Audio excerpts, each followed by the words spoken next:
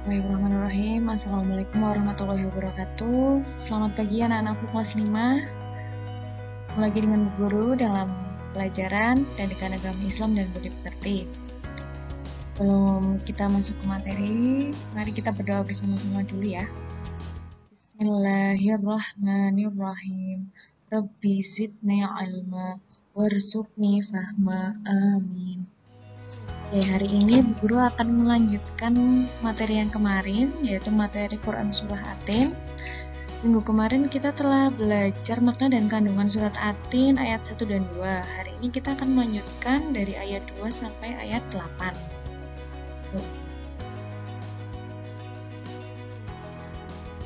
Maaf ya anak-anak, tadi maksud Bu Guru adalah ayat 3 sampai ayat 8. Salah ya, maaf. Yang pertama, kita ke ayat 3. Baca bareng-bareng Bu Guru ya. Hadzal baladil amin. Artinya, dan demi negeri yang aman ini. Maksud dari negeri yang aman ini, anak-anak sudah tahu negeri mana?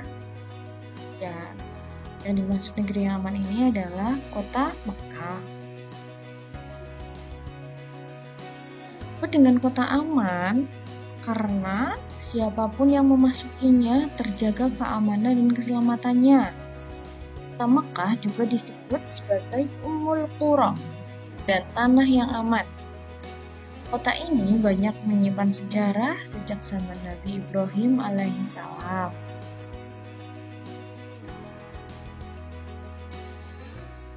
Kita lanjut ayat selanjutnya ya, ayat keempat. Baca sama-sama Bu Guru ya.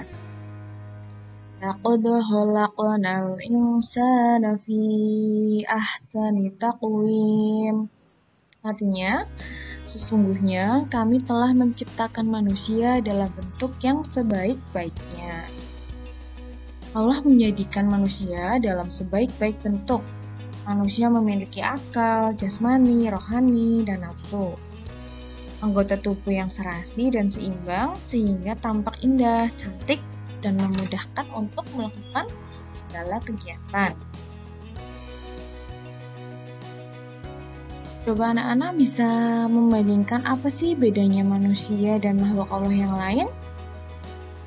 Dulu ketika kelas 4 kita belajar perbedaan manusia dan malaikat ya. Nah, manusia itu kedudukannya lebih tinggi dibanding makhluk-makhluk Allah yang lain.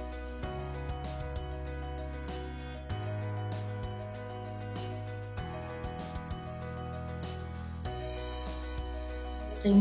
Kita sama-sama baca ya. Tsumma radadnahu asfala safilin. Artinya, kemudian kami mengembalikannya ke tingkat yang serendah-rendahnya. Allah mengingatkan kepada manusia, sekalipun mereka itu mempunyai rupa, mempunyai bentuk yang sempurna, tetapi tetap dapat turun menjadi hina dalam derajat yang hina, karena pengetahuan, sikap, dan perilakunya telah keluar dari aturan yang telah ditetapkan oleh Allah.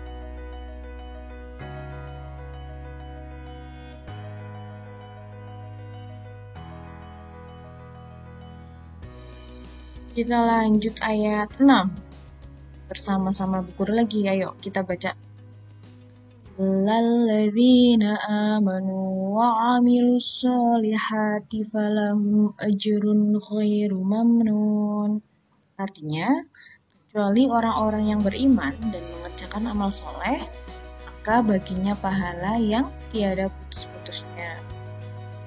Orang-orang yang tidak pernah hina adalah mereka yang beriman dan melaksanakan amal soleh.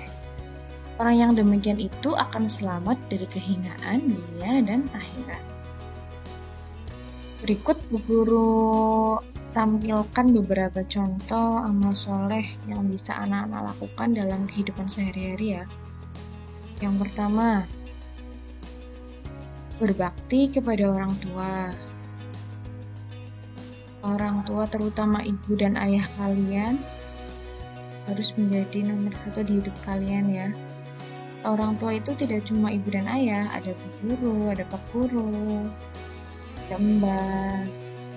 Pun sama seperti ke orang tua harus kalian berbakti, kalian sayang. Jadi, pakailah bahasa yang sopan, bahasa yang baik ketika berbicara dengan orang lain ya. Kita lanjut ke contoh kedua. Rajin bersedekah.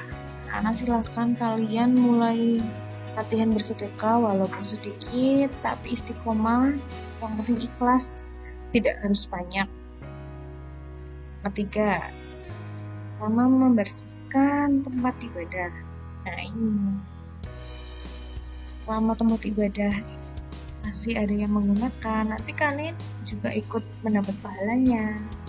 Ya, silakan kalau ada masjid, ada musola di lingkungan rumah anak-anak, kalau ada kesempatan silakan ikut membersihkan ya.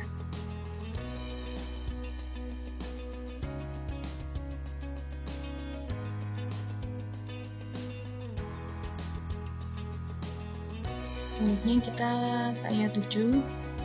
Wama yukadzibuka ba'du biddin. Maka apakah yang membuatmu mendustakan hari pembalasan sesudah itu?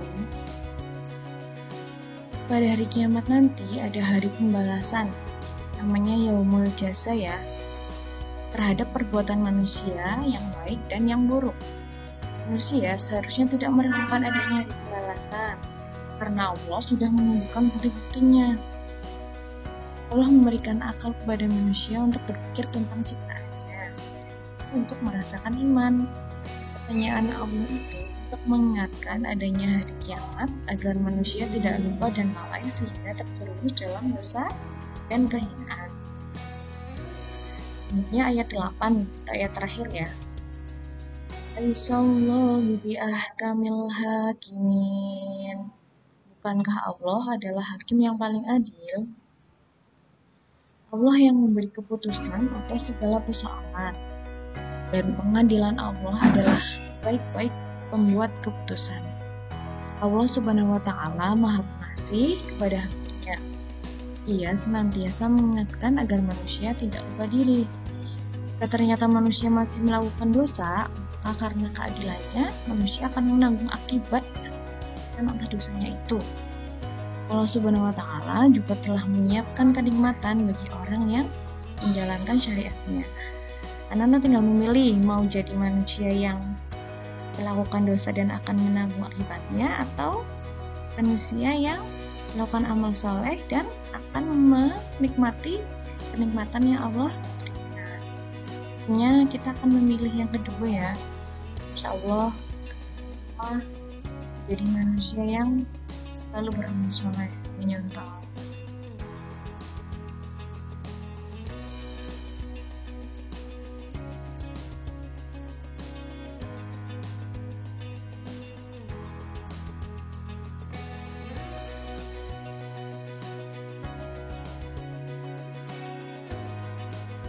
Setelah kita mempelajari makna dan kandungan dari surat Atin ayat 3-8, guru akan memberikan tugas untuk anak-anak untuk mengerjakan soal-soal latihan. Nanti kalian silahkan klik di kolom deskripsi, ada link soal, silahkan kerjakan dengan baik. Silahkan tadi boleh melihat catatan-catatan kecil yang poin-poin penting ya. Selamat belajar, selamat mengerjakan. Insyaallah bertemu lagi dengan Bu Guru minggu depan. Bu Guru minta maaf jika banyak salah-salah kata. Assalamualaikum warahmatullahi wabarakatuh.